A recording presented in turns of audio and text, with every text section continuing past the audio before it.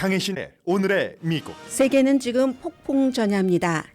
이란의 사상 최초 이스라엘 영토 공격이 있은 뒤 세계는 이스라엘이 자제해 주길 바라지만 이스라엘은 보복 공격을 하겠다고 다짐했습니다. 공격 수위에 따라 안전과 경제가 흔들릴 수 있습니다.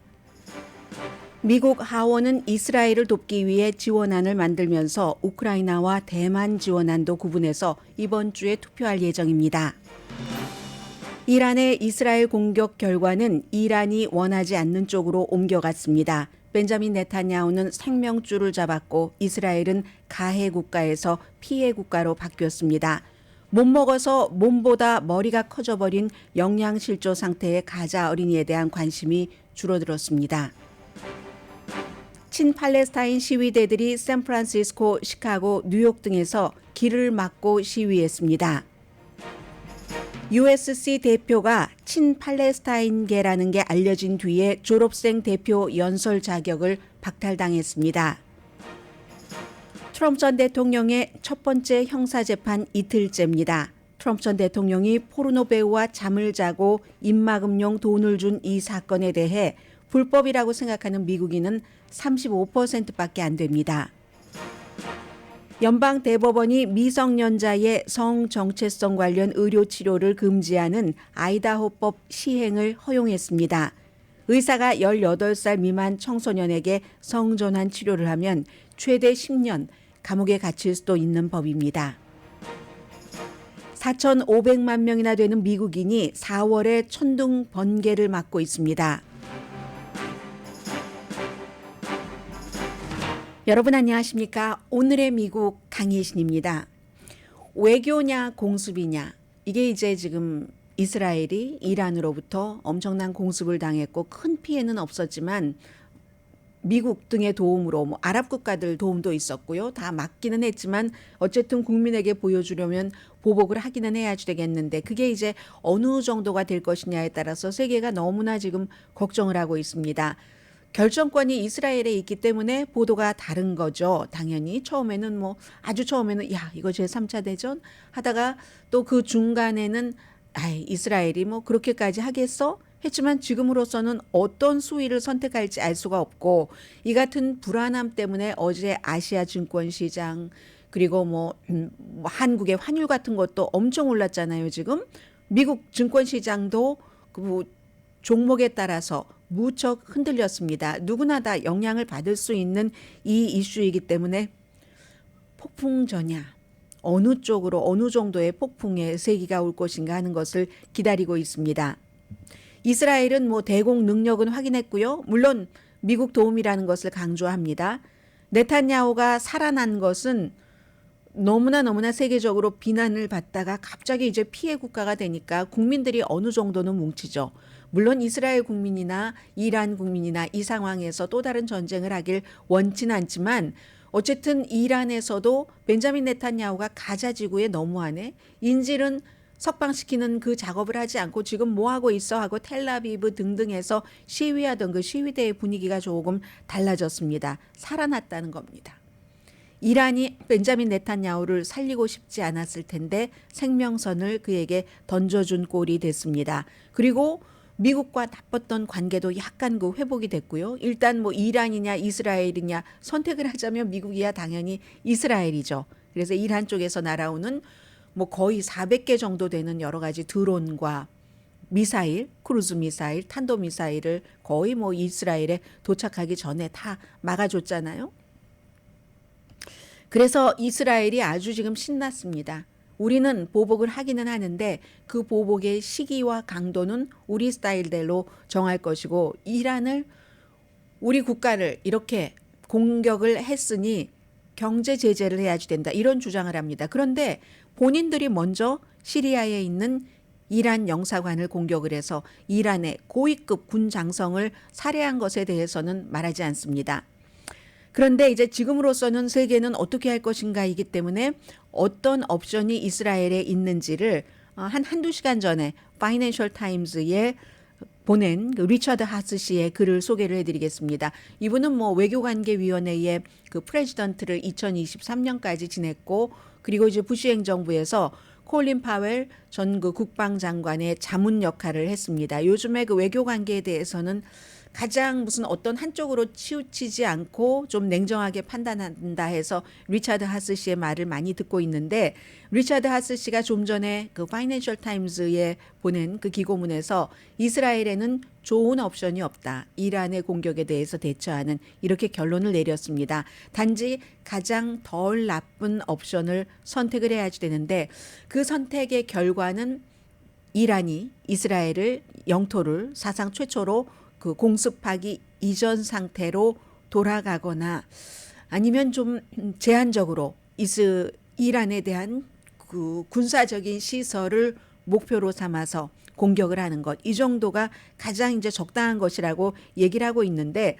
기본적으로는 이란도 목표를 완전히 달성하지 못하고 선을 넘었다. 서로 그림자처럼 대리전을 치러오다가, 대리전을 치른다는 것은 우리를 직접 타격을 할 수 없도록 이란 쪽이든 이스라엘 쪽이든 그렇게 하는 것이 마지막 노선이 그 대리전인 거죠. 그래서 이제 어떠한 것을 준다는 건데, 이란은 이번에 선을 넘어서 영토를 공격을 했으니까 뭐 대신에 뭐 우리도 이렇게 많은 뭐 세련된 것들도 있는데 그냥 너희들 큰 피해 나지 말라고, 우리도 보복당할 거니까 크게 그러라고 우리가 이것저것 섞어서 보냈어 하는 것 정도는 보여줬지만, 그렇지만 벤자민 네타냐후에게 숨 쉴 틈을 줬기 때문에 성공하지는 못했다고 보는 거죠. 다만 또 다른 그 혁명 수비대 대장 같은 사람을 너희 살해하지 말아라, 암살하지 말아라 하는 메시지 자체는 전했죠.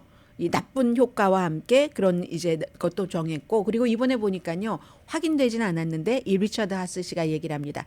아랍 국가들도요, 이스라엘에 이란이 이렇게 하는데 어떻게 한다 하는 정보를 줬다는군요. 글쎄. 왜냐하면 이란까지 가기 전에는 다른 아랍 국가들이 있기 때문에 그 다른 아랍 국가들도 항상 동서남북 어떤 국가로부터 서로 주변이 사이가 나쁠 때는 어떤 국가가 어떤 국가를 공격할 때 우리가 피해를 당하나 안 당하나 다 보고 있어야지 되잖아요. 그래서 이스라엘에 많은 정보를 줬다는 보고도 나오고 있습니다. 가장 큰 의문은 어디로 가는가? 또다시 이스라엘이 엄청나게 이란을 때리고, 그럼 이란이 또 보복 공격을 하고 해서 세계의 증권 시장, 뭐 달러 대 각 나라의 그 환율이 흔들려야지 되는가?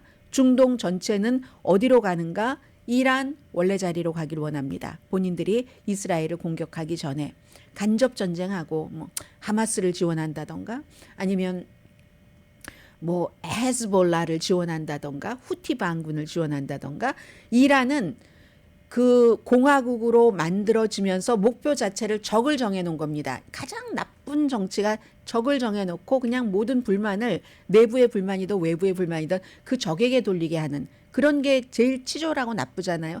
질이 나쁘죠. 이란이 지금 79년부터 그런 그 정책을 쓰고 있습니다. 이스라엘을 딱 그 주적으로 해서 어떤 무슨 우리는 성전을 하는 거야 등등 해서, 또 우리가 아랍 국가는 아니지만 같은 종교를 갖고 있는 그 아랍 국가인 팔레스타인도 보호를 하고, 이런 식으로 그쪽에서 이제 주도권을 잡고 큰 나라가 되려고 하는 그 상황에서 대리전은 치루되 이스라엘과 직접 전쟁을 치르기에는 너무 군사력도 비교가 안 되니까, 이스라엘이랑 특히 뭐 영공 이런 데서는 공군력은 이스라엘이 워낙에 강하잖아요. 그래서 이제 대리전을 하기를 원하고, 미국도 컴다운 하기를 원하고, 미국이 컴다운 하기를 원하는 제일 중요한 것은 호르무즈 해협을 이란이 봉쇄할 수 있기 때문에, 그러면 세계 오일의 4분의 1이 드나드니까 얼마나 오일 값이 올라가겠습니까? 오일 값이 올라간다는 것은 오일이 꼭 우리가 쓰는 개솔린에만 들어가는 게 아니라 지금 이런 옷에도 시계에도 무슨 뭐 머리와 관련된 어떤 제품에도 컴퓨터에도 모든 볼펜에도 이 오일이 안 들어가는 게 어디가 있습니까? 석유가. 그래서 이제 그렇게 되는 경우는 다시 인플레이션이 일어나고, 미국뿐만이 아니라 그건 세계적으로 마찬가지가 되는 거죠. 그런 것은 직접적인 피해지만, 그로 인해서 날짜를 맞추지 못하면 이게 또 뭐 경제적인 파급 효과가 세계가 얼마나 들썩이겠습니까? 절대로 미국으로서는 이란과 이스라엘이 이 이상 나가기를 원치 않습니다. 그래서 아마 미국도 이스라엘을 적극적으로 방어를 했을 겁니다. 요격을 그냥 돈 많이 써가면서 다 요격해줬잖아요. 바이든 대통령 이스라엘이 이겼습니다. 뭐 하나도 뭐 큰 피해 안 줬잖아요. 그게 이란의 계산이었는데도요.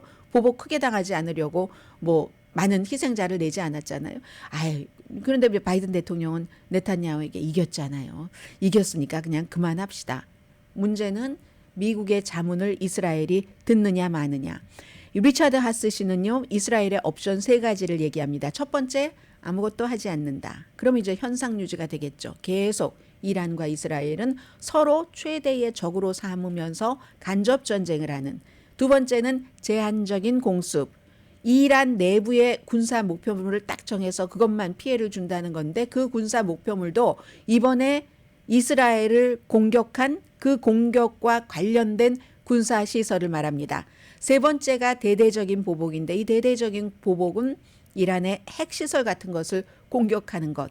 가능할지 모르겠습니다만 그게 아주 지하 깊숙한 곳에 있기 때문에 지금 이 시간에는 이스라엘은 아직 고려 중인 것으로 알려지고 있습니다. 만약에 이스라엘 사람들이 이번 이란의 사상 처음 이스라엘 영토에 대한 공격으로 많은 사람이 숨졌으면 이건 선택의 여지가 없이 뭐 넘버 2나 넘버 3로 갈 수도 있었겠죠. 그런데 지금 특별하게 그렇게 많이 사상자가 나온 것도 아니고 그래서 넘버 1에 집중한다면 아무것도 안 한다. 그리고 우리 피해가 없고 다 막았고 이겼고 이길 수 있다는 것도 보여줬으니까 그냥 현상 유지하자 하면은 이스라엘로서 장점이 있죠. 가자 전쟁에 다시 집중을 하고 대대적인 전쟁을 막을 수 있고 전쟁을 하려면 인명 피해도 있고 경제적인 문제, 군사적인 손실 엄청나게 많잖아요. 그리고 또 미국과의 관계도 손상될 수가 있고. 그런데 아무것도 안 하고 가만히 있는 것, 이스라엘 국민이 이걸 또 뭐 그걸 받아들일까? 그러긴 쉽지 않겠죠. 넘버 2, 제한적인 공격이요. 이 제한적인 공격이라는 것은 특별한 이란 내부의 목표물을 삼아서 공격을 하면 이란의 뭐 드론 생산 능력이라든가 뭐 미사일 생산 능력을 줄일 수 있겠죠. 그렇지만 이제 이란이 공격을 일단 받으면 추가 공격을 하게 되겠죠. 추가 공격을 하면서 안 되겠어. 이스라엘은 핵무기가 있으면서 있다 없다 말 안 하는 국가고 이란은 우리는 평화적으로 이 핵 개발을 하는 거지 절대로 핵무기용이 아니라고 얘기를 하지만 이렇게 공격을 받으면 안 되겠구나. 핵무기밖에 없어. 우리가 결국은 나중에 모든 공격에서 이기려면 그런 결심을 강화시켜 줄 것이라고 얘기를 합니다. 세 번째, 핵시설을 공격하면 이건 정말로 긴장이 최고조가 되면서 이스라엘이 다시 방어 태세가 되고 중동 세계 너무 이제 불안한 상태로 들어가는 거죠. 그리고 이때는 이란은 그래 우리 더 빨리 핵을 만들어야지 돼. 이렇게 얘기하고 여기서 끝나는 게 아니라 다른 주변 국가들도 계속 핵을 추구한다는 거죠. 이 스토리는 이게 지금 아랍권 그쪽에서 일어나는 일이지만 아시아 쪽 한국과 일본을 중심으로 해서도 똑같이 옮겨보면 되는 그 적용이 나오는 겁니다. 미국은 이런 것 엄청 싫어하죠. 그렇기 때문에 리처드 하스 씨는 조금 덜 나쁜 이란에 대해서 이제 간접 전쟁을 좀 하거나 주변 나라들 시켜서가 아니라 주변 국가에 있는 이란이 지원하는 헤즈볼라, 뭐 후티 반군 그리고 하마스가 있잖아요. 그렇게 하거나 아니면 이란 내부에 제한적으로 좀 어떤 공격을 하는 넘버 2죠. 넘버 1이나 넘버 2를 선택하기를 바랄 것 같고 그리고 넘버 3는 안 할 가능성이 사실은 높은 것 같고요. 넘버 1이나 넘버 2 가운데서도 수위 조절을 어떻게 하느냐 이게 문제인데 근데 결국은 이렇게 한다고 해서 해결되지 않는다. 이란과 이스라엘과의 관계. 관리 대상인 거죠. 서로. 이게 이제 크게 막 중동 전쟁 뭐 제5차 그리고 3차 세계대전까지 퍼지지 않도록 관리 대상 정도 되는 거다. 이제 이렇게 얘기를 하면서 기다리고 있습니다. 이란이 시리아에 있는 이란의 영사관 공격을 받고 이스라엘을 보복 공격하는데 14일이 걸렸는데 이스라엘은 그만큼 많이 걸릴 것 같지는 않고요. 아무튼 굉장히 지금 위험한 그런 시기고요. 그리고 지금 하마스, 가자지구, 팔레스타인이 쏙 들어갔잖아요. 그런데 어제 이제 미국 내에서는 뭐 샌프란시스코, 시카고, 뉴욕, 또 아니면 무슨 그 오레곤의 유진 같은 뭐 워싱턴의 시애틀 같은 데서 프리웨이라든가 공항 주변에서 많은 사람들이 그 팔레스타인 가자지구 주민들이 너무 힘들다면서 빨리 휴전하라고 촉구하는 시위를 했습니다. 그런데 이제 이런 시위는 완전히 그 딱 교통량이 많은 곳이었기 때문에 굉장히 시민들이 불편해 했었고요. 브루클린 다리라든가 아니면 뭐 골든 게이트 그 브릿지라든가 뭐 체포도 됐어요. 골든 게이트 브릿지에서는 20명이 체포됐고 뭐 52명 체포된 것도 있습니다. 오레곤주의 유진의 그 5번 프리웨이 인근에서 시애틀의 그 시애틀 타코마 국제공항 그 도로도 폐쇄하고 시위를 했고 시카고의 오헤어 공항 인근 그리고 뭐 맨하탄도 마찬가지고요. 오클랜드도 이 북가주에 거기도 몇 시간 동안이나 어제 교통 혼잡이 굉장했었다고 하는데 어떤 사람들은 불편하다고 마구 비난을 합니다. 시위대를. 그런데 또 다른 사람들은 이건 사소한 불편이다. 이렇게 얘기하는 사람도 있고요. 저마다 이제 다른 그런 생각들을 하고 있기 때문에 그런데 이제 오늘 제가 가디언에서 본 사진 가운데 하나가 어린아이가요. 소녀예요. 어린데 몇 살인지도 모르겠어요. 하도 못 먹어서. 6개월 동안 못 먹었으니까. 머리가 몸보다 큽니다. 어린아이가. 영양실조인 거죠. 그리고 또 다른 사진은 빵을 사려고 줄을 섰는데 사진 그 설명에 빵을 사려고 선 줄이라고 해서 알았지 그건 빵을 사려고 산 줄이 아니라 대대적인 무슨 뭐 지도자를 추출하다 하면서 시위하는 것처럼 빼곡히 아무튼 온 무슨 광장같이 생긴 데가 빼곡하게 사람이 차 있는데 빵을 사는 거래요. 저 빵 절대로 못 삽니다. 그 많은 사람들 10분의 1, 100분의 1도 못 삽니다. 빵을 파는 데는 빵은 조금밖에 없을 텐데. 그리고 이제 가자 지구는 230만 명의 반 정도가 인구의 반 정도가 18살 미만이기 때문에 지금 당장이 문제가 아니라 앞으로도 이 회복되지 않잖아요. 어렸을 때 영양실조 같은 것은. 그리고 어린아이와 임산부, 수유부의 90%가 뭐 빵, 과일 같은 거 전혀 먹지 못하고요. 우유도 못 먹고 단백질 당연히 채소도 못 먹고 그냥 겨우 빵 조금씩 먹고 헬스 시스템은 다 망가졌죠. 그런데 이제 이란이 이스라엘을 공격을 하면서 이런 문제는 다 이제 뒤로 가버린 겁니다. 그리고는 이제 마지막으로 USC가 5월 10일인가요? 졸업식을 하는데 그때 뭐 한 졸업생하고 축하하는 사람들이랑 6만 5천 명 정도가 모일 것이라고 하는데 USC의 교무처장이 그 졸업생 대표요. 공부도 잘했겠죠. 여러 가지 또 받고 뭐 수석 졸업이죠. 공부도 잘하고 해서 졸업생 대표 연설을 하려고 했던 학생을 취소를 시켰습니다. 그리고는 졸업생 대표 연설이 없는 거예요. 다른 학생 거기에 내세우면 또 난리가 나겠죠. 그 이유가 원래 졸업생 대표를 최종적으로 결정하는 사람이 교무처장인데 교무처장이 다른 캠퍼스에서도 요즘 뭐 안전 같은 게 문제가 되는데 이게 바로 이 학생이 친팔레스타인계 활동을 했다는 겁니다. 그게 알려진 뒤에 이 학생의 졸업 연설을 취소한 거거든요. 이 표현의 자유와는 관련이 없고 교무처장의 얘기입니다. 캠퍼스 안전을 위해서 그렇다. 학생과 손님의 안전을 위해서. 물론 졸업식에서 졸업사를 하는 것은 졸업생 대표가 전통이지만 전통보다도 안전이 더 우선이고 안전의 전통이 양보해야 될 시점이다. 이렇게 얘기를 했거든요. 학생 그룹이 요청을 한 겁니다. 그 학생 그룹은 트로잔 포 이스라엘이라고 해서 당연히 이스라엘계 학생 그룹이겠죠. 그 학생 그룹이 이 학생이 아스타 타바숨이라는 학생인데 아스타 타바숨이라는 학생은 팔레스타인계는 아닙니다. 남아시아인데 종교가 무슬림입니다. 4년 동안 내가 다녔던 학교가 나를 버렸다는 사실이 너무 놀랍다라고 얘기하는데 바이오메디컬 엔지니어링을 하고 있고요. 소셜 미디어에 중동 분쟁에 대해서 팔레스타인 뭐 해결책도 얘기를 하고 친팔레스타인 사이트에 링크가 돼 있고 이런 사실이 알려진 뒤에 이스라엘계 학생 단체가 학교에 요구를 해서 졸업생 대표 연설을 지금 없애버렸습니다. 그랬더니 이 아스타 타바숨 학생은 나는 원래도 모든 사람의 인권에 대해서 관심이 많은데 이 확고한 나의 믿음 때문에 인종차별적인 캠페인에 내가 희생이 되는구나 이런 얘기도 했고요. 그리고 위험스럽다고 하는데 나는 어떤 위협을 받은 것도 없고 그리고 내가 학교에 다 요청을 하지 않았는가.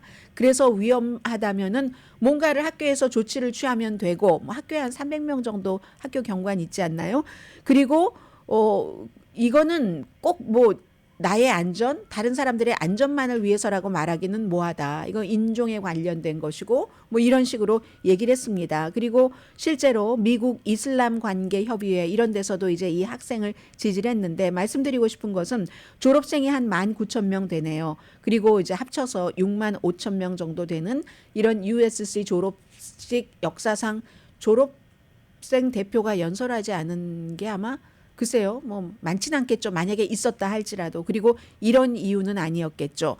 그러니까 그 19,000명 졸업생 가운데서 뭐 가장 성적도 좋고 이렇게 해서 선정이 됐는데 이유가 친팔레스타인적인 이런 것을 했다고 해서 결국은 졸업 연설까지 못하게 되는 것을 보면은 저쪽 멀리 있는 곳에서 일어나는 일이 미국에 얼마나 중요한 역할을 하는가. 그리고 이러한 것이 드러난 게 소셜미디어, 이 학생의 소셜미디어 때문에 그렇잖아요. 요즘 학생들이요. 그 하마스와 이스라엘의 전쟁 이후에는 대학교 졸업하고 취직하려고 하는 학생들 본인의 소셜미디어에 뭐 관련 글 같은 거 써놨던 거 다 지웁니다. 세계는 완전히 이렇게 커넥트돼 있고 클링돼 있었기 때문에 뭐 저쪽에서 일어나는 일이 나와 관계가 깊을 경우도 많습니다.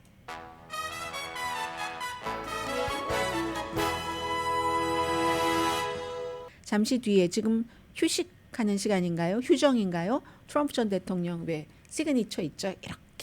이렇게 하면서 얘기하는 거 법정 밖에서 그런 얘기하고 있네요. 잠시 뒤에 전해드립니다. 라디오 서울 방송 오늘의 미국 듣고 계십니다. 네, 오늘 그 뉴욕 데일리 뉴스를 보니까요. Stormy Monday for Don. 트럼프 전 대통령에게는 스토미한 먼데이였다. 스토미 데니엘스라는 포르노 배우의 이름을 따서 스토미 막 정말 폭풍이 치는 것과 같은 먼데이였다. 이게 그 타블로이드 그 데일리 뉴스의 프론트 페이지에 나와 있는 그런 겁니다. 역사적인 재판, 왜냐하면 대통령이 미국에서 전직이건 현직이건 형사 재판을 받은 적이 없기 때문에 둘째 날입니다. 첫 번째 이번 주에 배심원 선정 안 될 것 같아요. 지금 아마 폴리티코 보니까 오늘 아침에 제대로 된 이제 재판이 이제 오프닝 스테이트먼트부터 시작을 하잖아요. 양측에서. 그런 그 논고가 시작되고 하려면은 5월 달은 돼야지 될 것 같은데 그런 얘기가 나오는데 제가 오늘 오랜만에 이제 그 배심원 여러분들 다녀오신 지 얼마나 되셨습니까? 그런데 이제 이 배심원 선정의 경우는 너무나 중요한 거잖아요. 그래서 이제 그 배심원에 대해서 여러 가지를 그 좀 다시 한번 확인을 할 수가 있었는데 첫날에 이제 배심원이 12명이어야지 되죠. 이 케이스에.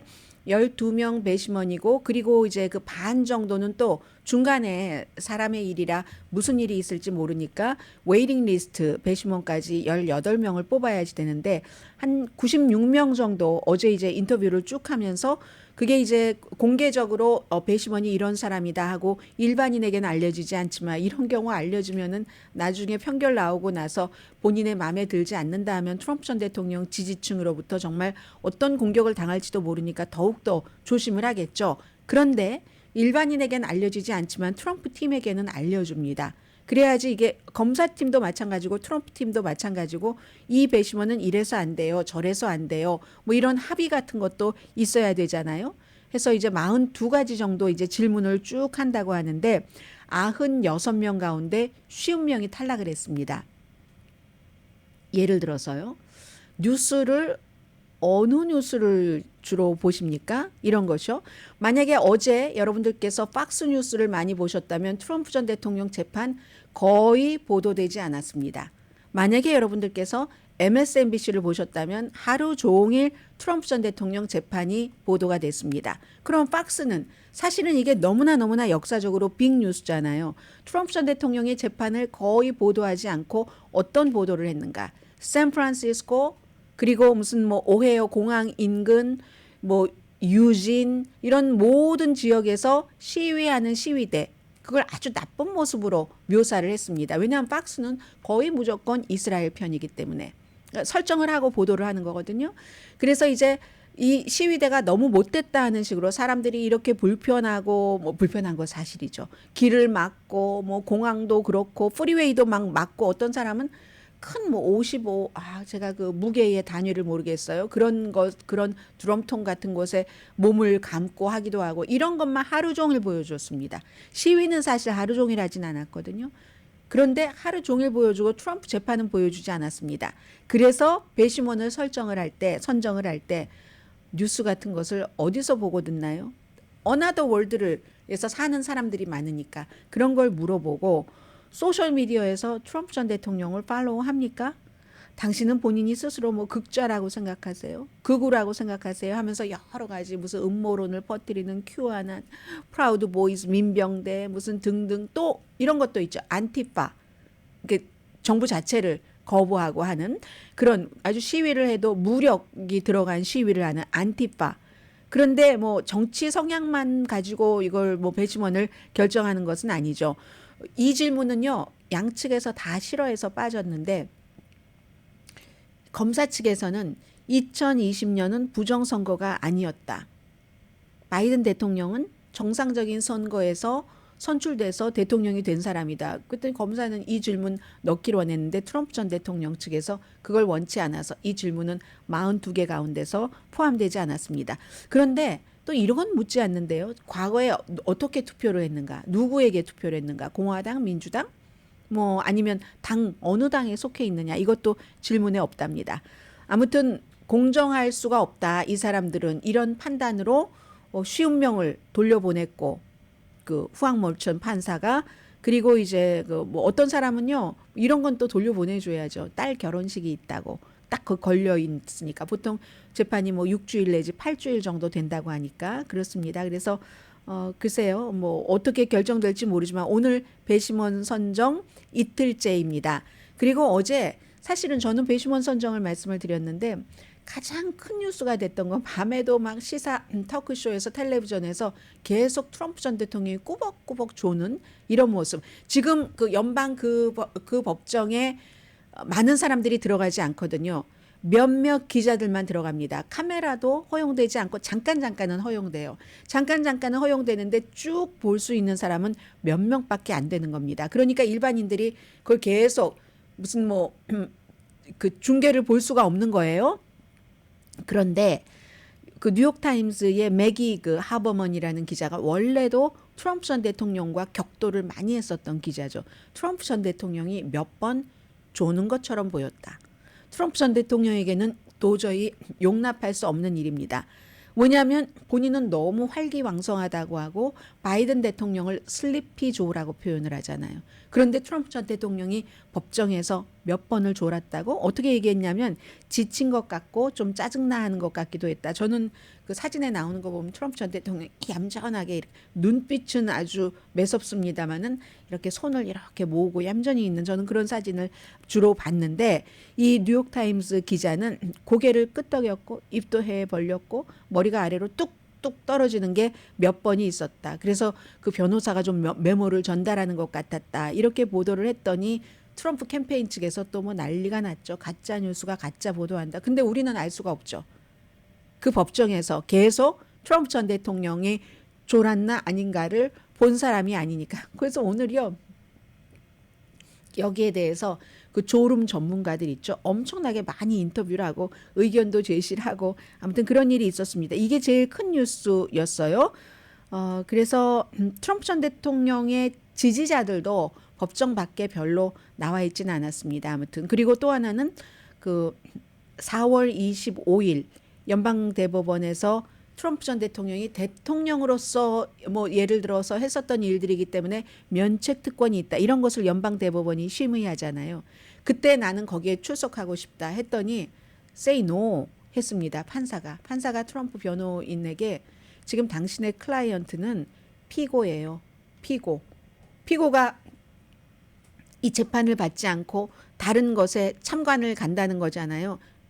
피고라니까요. 뭐 이런 식으로 얘기를 했고 그랬더니 나중에 또 트럼프 전 대통령이 아니 이 그 뉴욕의 판사는 연방 대법원보다 자기가 위인 걸로 착각한다고 막 이런 식으로 얘기는 있었습니다. 어쨌든 재판이 시작되고 나서 판사의 허락이 없으면 뭐 주마다 약간의 차이가 있을 수도 있지만 대부분의 주에서 거의 모든 주에서 그리고 뉴욕주는 분명하게 형사 재판에는 이렇게 판사가 허락을 해주지 않으면은 꼭 나와야지 됩니다. 재판정에 출석을 해야지 되니까 이건 이제 트럼프 전 대통령에게 굉장히 선거 캠페인을 하는데 이제 좀 마이너스가 되는 거고, 그리고 한 6주일 내지 8주일 걸린다고 했는데 전에는 예비선거 전이었고 또 처음이었으니까 뭐 여러 가지 무슨 법원을 들락거리고 할 때 사람들이 막 돈도 기부하고 밖에 와서 막 트럼프를 지지해 주기도 하고 했는데 이제 그런 효과는 다 끝난 것처럼 보입니다. 어제 이 뉴욕의 그 맨하탄의 법원 밖에는 별로 많이 트럼프 전 대통령을 지지하는 사람은 없었습니다. 그리고 트럼프 전 대통령은 판사가 아들 졸업식 그 막내 아들이요 또 못 가게 했다 하는데 못 가게 한 건 아니고 아직 결정을 미루고 있는 것 같습니다. 졸업식이 4월 25일이라고 하던가요? 거기에 이제 엄마 아빠가 다 뭐 가기를 원하니까 그래서 이제 거기에 일정을 그 재판 일정을 맞추나 그건 아직 최종 결정을 내려주지 않은 것 같고, 국민의 생각이 굉장히 중요할 텐데 트럼프 전 대통령이 포르노 배우와 잠을 자고 이 선거에서 이기기 위해서 입막음용 돈을 주고 그 돈을 준 것도 아주 이상하게 비즈니스 처리하고 이상했기 때문에 결국은 선거자금법 위반이다. 뭐 이런 그 뭐 혐의잖아요. 이 혐의에 대해서 그게 불법이야. 이렇게 딱히 생각하는 미국인은 35%밖에 안 된답니다. AP통신이 이제 노크 공공문제연구소와 공동으로 여론조사를 했는데 31%는요 트럼프 전 대통령이 비윤리적인 행위를 했지, 그렇지만 이제 불법은 아니다 이렇게 믿고 있다는 겁니다. 그런 식으로 해서 전체적으로는 35%가 불법이다라고 생각을 안 한다는 거고요. 그리고 또 14%는 아니 뭘 잘못했는데 포르노 배우와 잠자고 돈 주고 그리고 선거 치르기 일주일 전에 돈을 줘서, 그러니까 잠자고 그 당시에 돈을 줬다는 게 아니라요. 선거 치르기 일주일 전에 이걸 언론에 인터뷰를 해서 밝힌다고 하니까 너 인터뷰하지 마라 하고 이제 돈을 주고 그래서 입막음이라는 거잖아요. 그런데 선거 결과의 영향을 검사 측의 주장으로서는 미치지 않게 하기 위해서, 왜냐하면 그전에는 또 헐리우드 액세스라는 여자들은 뭐 돈 있고 인기 있으면 아무데나 막 주물럭거려도 아무렇지도 않아 다 할 수 있어 이렇게 말한 테이프도 나왔는데 또 조금 있다 이런 사건이 있으면은 뭐 별로 여성들 가운데서는 뭐 좋아할 여성보다는 싫어할 여성들이 더 많겠죠. 뭐 남성들 가운데서도 maybe, may not. 그런데 이렇게 검사는 주장을 하는 거고, 그러니까 선거자금법 위반이라는 거고, 트럼프 측에서는 나 선거 신경도 안 썼어. 그게 선거하고 무슨 상관이 있는데 그냥 뭐 내 평판을 위해서 또 뭐 와이프와의 관계를 위해서 그냥 돈을 줬을 뿐인데 뭐가 잘못했다는 거지. 이게 트럼프 전 대통령 측의 얘기거든요. 그 얘기에 동의하는 사람도 14%나 됩니다. 그리고 19%는 또 뉴스가 이렇게 저렇게 섞여 있으니까 내가 거기에 대해서 답변을 할 만큼 충분히 알지 못합니다. 4월 4일부터 8일까지 미국 성인 1204명을 대상으로 조사했고요. 오차 범위는 4%포인트입니다. 자, 잠시 뒤에 뭐 돈과 관련된 몇 가지 좀 전해드릴까요?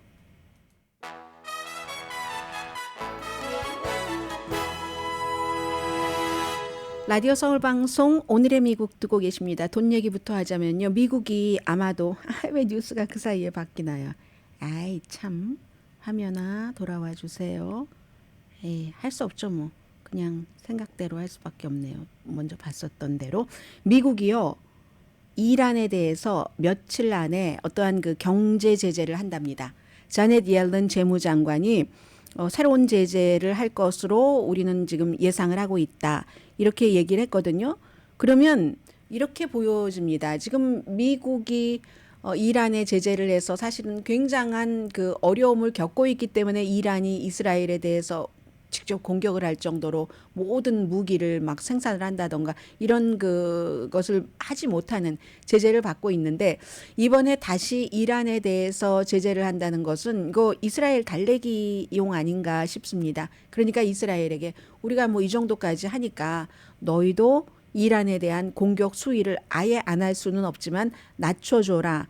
이런 게 아닌가 모르겠어요. 왜냐하면 이스라엘이 그렇게 요청을 했고 미국이 그 요청에 따라서 이란에 대한 제재를 하는 것이기 때문에. 자, 그리고요. 벤자민 네탄야후 총리와 바이든 대통령 혼자만 갖고는 안 되니까 지금 리시 수낙 영국 총리와 대화를 할 예정이라고 하고요.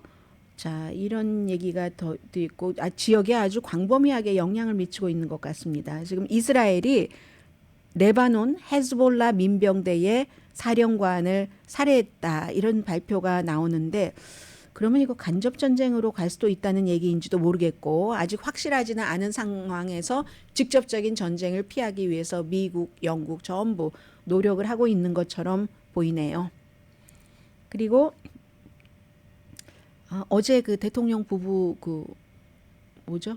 세금 보고 한 거 보니까 62만 달러던데요. 그래서 약 25% 정도 세금 냈고요. 조인트 했으니까 보고를. 그리고 또 뭐 정치적인 것으로는 니키 헤일리 전 그 공화당의 예비선거 후보가 보수적인 띵크탱크로 가서 허드슨 연구소에 조인한다. 이렇게 몇 년 동안 인터뷰하고 하면서 또다시 이제 정치력을 키우는 그 수순으로 들어가는 것 같습니다.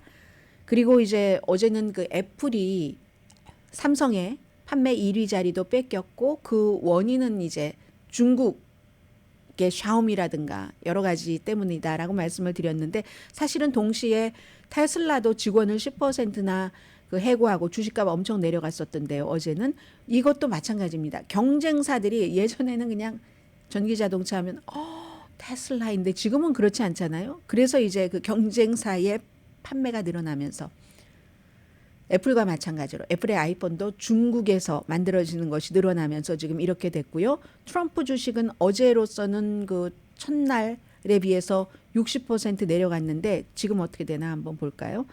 지금 오늘도 트럼프 주식은 트럼프 전 대통령 주식값은 오늘 현재도 이거 사신 분들 계시면 많이는 안 사셨겠죠. 설마. 왜냐하면은 알 수 없었던 그런 상황이니까. 그리고 또 주식값은 늘 변동을 합니다. DJT죠. 오늘도 또 내리고 있네요. 오늘도 내려서 3달러 20센트 한 뭐 오늘 12.3%나 내렸네요. 트럼프 전 대통령에게 지금 별로 좋은 게 없잖아요. 저를 재판하고 있고 하니까 그런 분위기가 나오는 것처럼 보이고요. 그리고 제가 또 전해드릴 게 있었는데 이게 중요하죠. 하원이 지난번에 왜 상원에서는 우크라이나, 이스라엘, 대만 그리고 이제 국경 안까지 합쳐서 이것까지 이렇게 합쳐서 960억 달러인가요? 네. 그렇게 통과를 시켜야지 된다고 투표를 했어요. 그런데 하원에서 이걸 막아버렸죠. 하원에서는 우크라이나를 왜 도와야지 되는데 뭐 이런 식이었습니다. 그런데 이번에 이스라엘이 딱 저렇게 이란의 공격을 받자 이 공화당이 그때도 반대를 했었던 거니까 공화당은 거의 무조건 그 이스라엘입니다. 이스라엘이 어떤 일을 하든 상관없이. 그래서 이 네 가지를 분리를 했습니다. 분리를 했는데 거기 국경화는 빠져 있고 그러니까 민주당이나 공화당 내부에서 싫어하는 사람들도 있고요.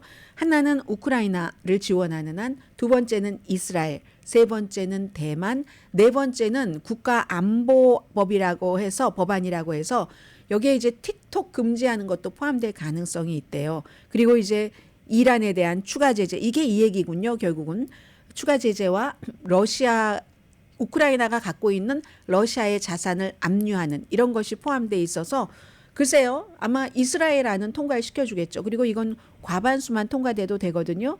우크라이나에 대해서는 공화당이 어떻게 할지 모르겠습니다. 이번 주에 뭐 목요일쯤에 투표를 하겠다고 하니까 이게 이제 가장 큰 문제가 되고요. 날씨 문제도 있고 굉장히 중요한 이슈가 지금 하나 남았네요. 잠시 뒤에 뵙겠습니다. 진짜.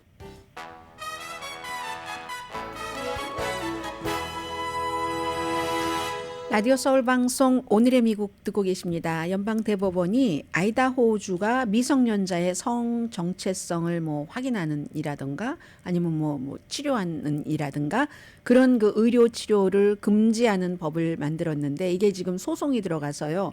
항소 중인데 일단 그 항소가 진행되는 동안에도 이 법을 시행을 해라 하고 허용하는 판결을 내렸습니다. 하급법원 판결을 뒤집은 거거든요. 그래서 이에 따라서 아이다호주에서는 의사가 18살 미만에게 뭐 호르몬 치료라든가 어떤 뭐 성전환 치료를 주면은 최대 10년 징역형을 받을 수가 있습니다. 이거 2023년도에 법으로 만들어졌는데 이런 주들이 굉장히 많아요. 뒤에 좀 말씀을 드리겠습니다.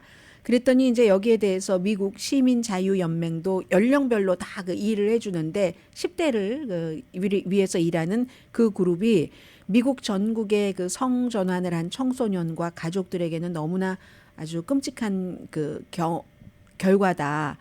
이런 얘기들을 했고 의료계에서는 뭐라고 얘기를 하냐면 미국 그 의학협회라든가 메디컬 어소시에이션이요. 그리고 소아과 협회라든가 그리고 정신과 협회에서는 전부 이런 그 치료가 필요하다라고 얘기를 합니다. 왜냐하면 물론 이제 걱정하시는 분들은 괜히 이런 게 트렌드가 돼서 안 그러는 아이들도 거기에 따라간다라고 생각하기도 하지만 또 실제로 그런 분위기도 많고요. 그렇지만 의료계에서는 정말로 이 그 뭐 성전환에 관한 치료가 필요한 그런 아이들이 있죠. 18살 미만이. 그래서 그런 것은 필요하다고 의료계에서는 지원을 합니다.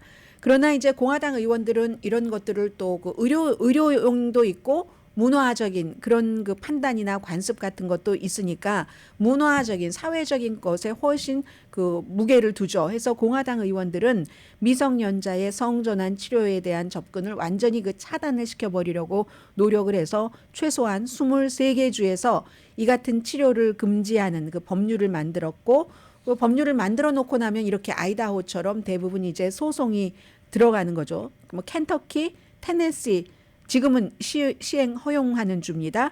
그러나 알칸소에서는 연방 판사가 금지했거든요. 그럼 이것도 연방 대법원까지 또 간다는 얘기고 몬타나주도 시행을 임시로 금지했는데 이것도 또다시 아이다호처럼 연방 대법원으로 가면 연방 대법원은 지금 6대 3이기 때문에 또 이거 해준다는 얘기가 되는 거죠. 그래서 캐탄지 브라운 잭슨 진보 측의 이 연방 대법관이 얘기하기를 차라리 이건 연방 대법원이 개입하지 않고 그냥 주에서 해결하는 게 나을 텐데 뭐 이런 얘기들도 했습니다. 왜냐하면 연방 대법원도 우리가 이거 맞지 않겠어요 하고 다시 아래로 내려보내는 기각하는 이런 케이스가 많이 있으니까요. 그런데 이 케이스도요. 어제 이 내용도 내용이지만 왜 클래런스 토마스 연방 대법관이 나오지 않았지? 막 여기에 훨씬 사람들이 많이 집중을 했고요. 자, 보수적인 주들을 좀 보겠습니다. 어린 아이들이 아무리 소아과 협회가 정신과 의사 협회가 미국 의학 협회가 이걸 지지한다 할지라도 성전환 치료 같은 거 받으면 안 되지 같은 그런 법이 있는 주가 보면은 전부 이제 보수적인 주겠죠. 알라바마, 알칸소, 애리조나, 플로리다, 조지아, 아이다호, 인디아나, 아이오와, 켄터키, 루이지아나, 미시시피, 미주리, 몬타나, 네브라스카, 노스캐롤라이나, 노스다코타, 오하이오, 오클라호마, 사우스다코타, 테네시, 텍사스, 유타, 그리고 웨스트버지니아가 들어가 있습니다. 웨스트버지니아는 뭐라고 아주 확실하게 무슨 뭐 레드라고 구분하기도 그렇고 애매모호할 때도 있죠. 아무튼 그렇습니다. 그게 있고 그리고 지금 4월 달 하면은 뭐 어떤 그 날씨가 굉장히 그 변화가 있는 그런 시기이기도 한데 4,500만 명이나 되는 미국인이 4월 달에 천둥 번개를 목요일까지 뭐 오늘부터 어제부터 주말에 뭐 펜실베니아 대단했다면서요. 그렇게 맞는답니다. 네브라스카, 중서부, 남부.